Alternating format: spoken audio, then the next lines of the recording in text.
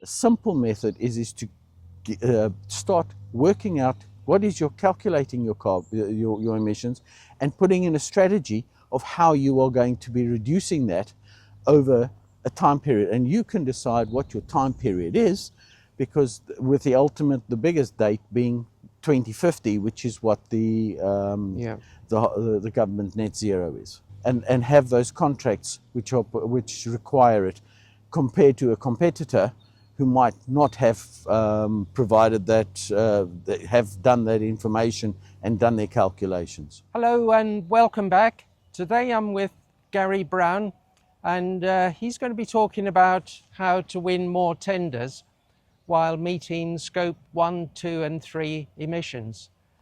Welcome, Gary. Thank you very much, Francis. Before we get into it, can you give the audience a brief intro to your background? Yes, sure.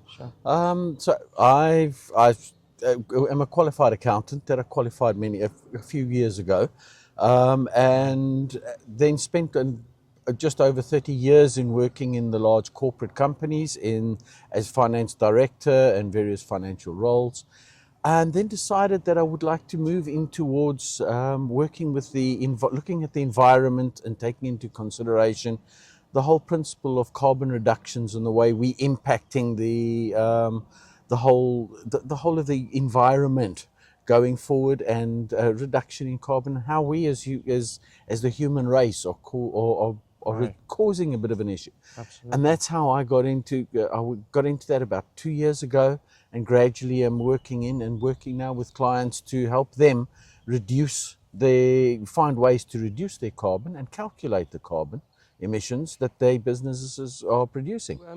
Can you explain scope 1, 2 and 3 emissions? I can definitely explain what scope 1, 2 and 3 are, Francis. Scope 1 is for what we buy in and use. For example, we are buying in gas to heat the business. We are buying in oil or fuel to to put into the vehicles which we use for purposes of the business, and that's a scope 1, and it's measured by putting in the number of kilowatt hours which you would calculate, which calculates your carbon emissions using those particular bought in fluids and gas. The second scope 2 is the electricity that you're buying in. It's produced by somebody else. So you're not producing the electricity as a business, and what's happening is you buying that in, and you're using kilowatt hours. And obviously in the production of electricity, it is generating carbon emissions. And and by taking the calculation of the carbon emissions, you then you bring that into your account. Scope 3 is the more complex one, and that is everything else you buy. So if you're buying in driving to work, that is producing your carbon emissions. And that's for all staff members when they're using their personal cars driving to work and back, that you need to take into account. That's a simple example of it. Anything else which you have as an expense which goes into your business, apart from salaries or wage bills, everything else has generated carbon somewhere along the way. And, Right. And you bring that in. Now, where I say it's more complex, there's 15 different categories of carbon, of scope 3 carbon emissions, and that is where it becomes difficult in actually calculating those. However, using the right systems, which I can go into a bit more detail later, helps you in creating and calculating what your carbon emissions are by the different 15 different categories. Just giving an example of the 15 different categories, in addition to commuting, which I've just said, is if you are buying anything and it gets delivered to your property, your business premises, the carbon emissions of the delivery to your business you have to take into account, which is having to then deal with your suppliers to find out that type of the information, how many miles they are traveling, to be able to, from their premises to your premises, to deliver. And on the other side, when you are selling, you have to take into account your carbon emissions of the deliveries which to take place from when you're delivering from your property, from your premises to your customers. Right, I see. So that's just a few simple examples of what Scope 3 is. So it's a lot more complex. Yeah. And your carbon emissions overall, if you take the three different scopes, the general rule is 20% of, it's the 80-20 rule, of which 80% is your Scope 3, and the more complex ones to which you, as I was saying, which you need to calculate. Right. Okay. So can you provide a simple method business owners can use to secure more contracts?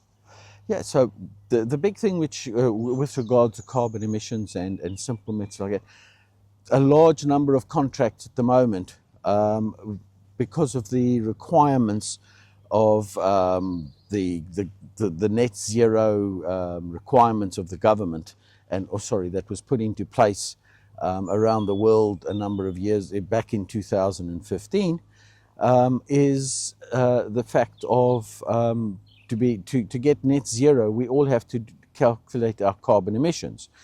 So what's happening these days is the tenders coming from either the government or the big companies, the construction companies and all that, are requiring the suppliers to provide their carbon emissions.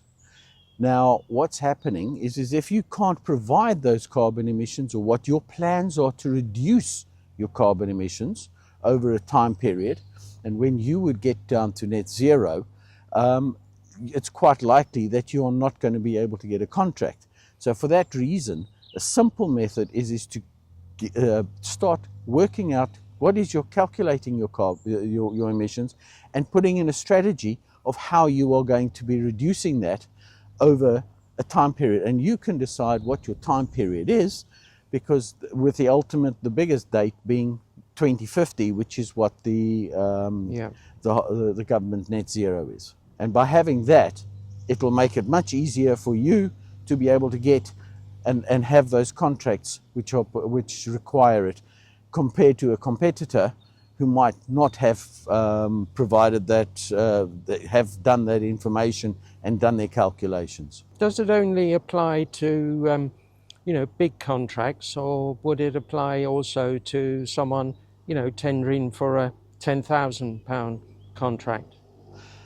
It can apply to any contract, tendering for a 10,000, because if you think about it, if it's coming from the large, all contracts will have an ultimate customer. Yeah. And so you could find that you might be tendering for a small £10,000 portion of a contract, which could be a part of a bigger contract. Right. And that could, and that go, and on that, for that reason, it then goes up. And the ultimate customer is going to be wanting to know what the carbon emissions are, because they're going to have to report and have that in their own financial statements, etc., whatever they have to do in reporting. So you might be a one-person business who is working for another business and putting in a contract. They're going to ask you for that, and your contract might be small. And I know for a fact that NHS is already saying that if you want to supply to the NHS £10,000 or more, you actually have to provide that your carbon emissions and carbon plans. Right. Otherwise, they won't even consider you for providing for being a contractor to them. Right, I see. Okay. What about some of the? Can you talk about some of the clients you've worked with and how you've helped them? So one of the clients I work with is in the motor industry. So you can imagine the motor industry, there's a lot of carbon which takes place, which is produced. That's whether it's in the production of the vehicles, but ultimately you've got vehicles which are producing carbon. So you're part of the whole chain. So I've got a client who sells a number of electric vehicles through to large corporates and large organizations. And working with them, those organizations have said they only want to deal with a supplier who can provide their carbon emissions. And so this particular client was selling 40 to 50 vehicles to one customer, And that customer said, if you don't provide it for us, you're going to lose that contract of 40 to 50 vehicles. Yeah. And so that is the one area where it's saved them probably a couple of £100,000 worth of profit through doing that. Wow. Another client which I'm working with is in the arboreal business, where they're actually going out and pruning and looking after trees for public spaces, for public parks. And with the requirements of the councils who manage the parks, they are requiring carbon emissions from their suppliers. And so working with, having worked with this particular tree fella, he is, or arboreal expert, sorry, he is now gaining a few contracts by being able to go in and say, here's my carbon emissions, this is what my plans are. Yes, we use a lot of diesel vehicles and diesel equipment, but this is how we are planning to replace it. And we will be net zero by 2045, which is what they've said in their plans. Right. Okay. So those are two really profitable good businesses. Okay. Splendid. Is there anything else you'd like to mention? Yeah, it sounds difficult to be able to do all of this and save and calculate your carbon. But I have and there are a number of different software programs and software systems which you can get out there which can assist you. You can use Excel to do it and calculate your carbon. But I have a 7-day plan in which you can work to be able to calculate your carbon emissions and put in what your plans are and generate the required reports to be able to provide to the government, which for them, if you are going for a government tender or any other tender, for doing that. So, and I think it's a lot easier than people think, and it's not necessarily going to be costing you a lot of money to move into a net zero situation to be able to do it. So I would say it's going to happen for everybody. So to me, why not take the opportunity to be ahead and have that, so that you can make sure you can improve your business and get have that reports available for anybody who wants it. Yeah, makes sense. Yeah. I'd like to thank you, Gary, for agreeing to do this talk today. It's been really interesting to hear what you have to say. Now, if people want to get in touch with you, what's the best way? Well, the best way is probably with either with an email, or to give me a call, or on LinkedIn to direct message me. Either of any of those three, and three areas to do it.